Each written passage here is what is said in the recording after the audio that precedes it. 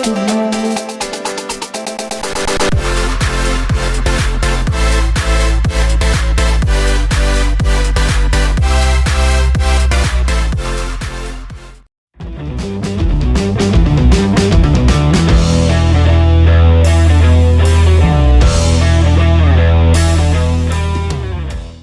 right, guys, we are here at Glencoe High School with softball coach, with the head softball coach, and I will let him introduce himself. My name is Coach Talbot. I'm a teacher and a softball coach here at Glencoe High School. Coach Talbot, congratulations on being named Teacher of the Year for the Etowah County School System. Saw that this morning. So just talk to us about your career here at Glencoe. How long have you been here? This is my 17th year teaching, my 4th year here at Glencoe, which is actually home for me. I actually teach at the middle school, but we're very fortunate and that our campuses touch each other. So I do get to spend some time here at the high school also, and so very special for me to be back home. A lot of people in this community mean a lot to me, and very grateful for Ms. Tinker for this honor, and I'm just proud to be home. All right.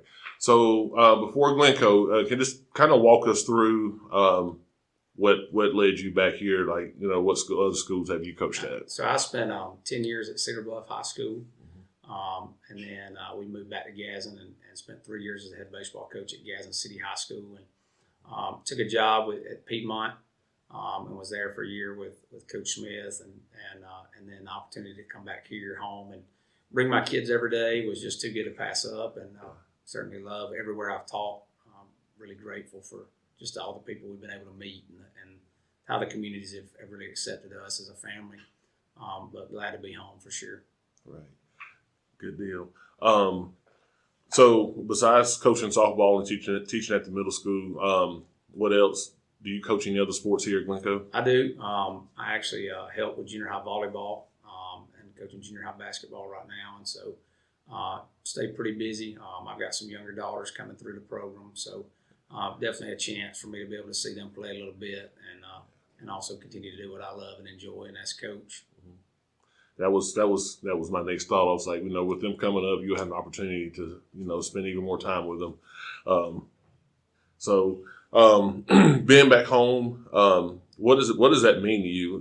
Coming back to Glencoe, and I know Glencoe. I've been living in Glencoe myself for over 10 years, and I know this is a tight-knit community. So, how does it feel being back home and whatnot? Yeah, I think anybody, if they ask you, I'm a Glencoe guy.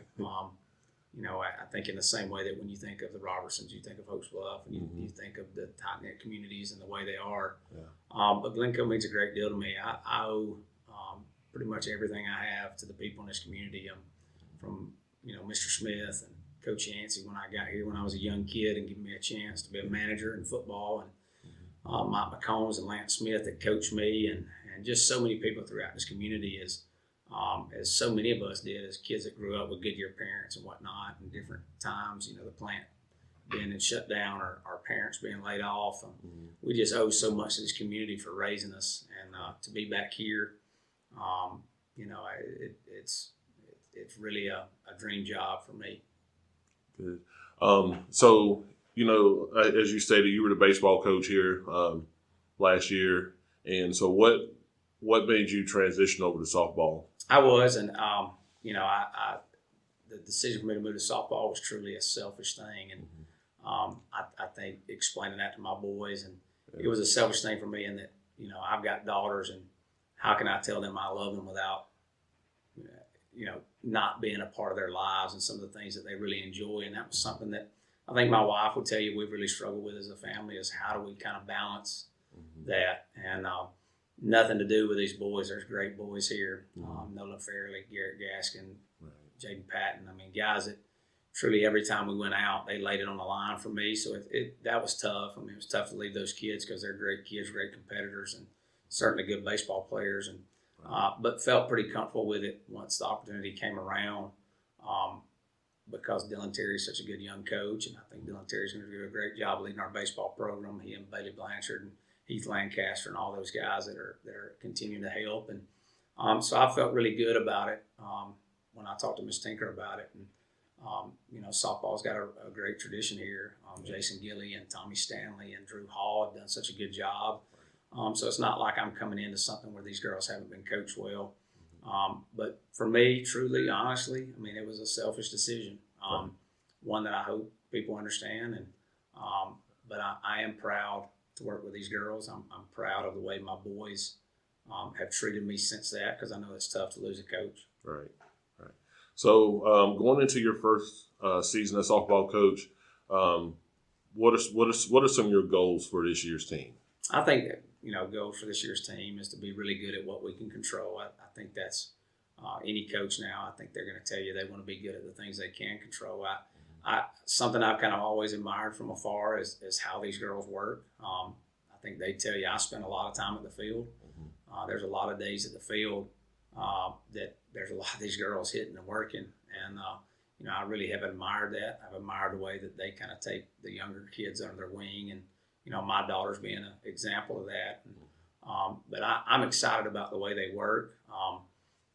I want us to go out and like Abby said earlier, we want to try to win innings, because when you win innings, it kind of stacks up and stacks together, and the other takes care of itself. But I am excited about the opportunity to get started next month.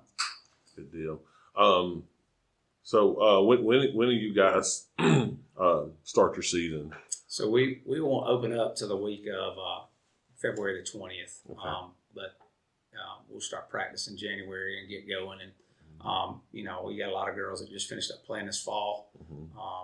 Summer Crump, just several that or Casey Willett. Yeah.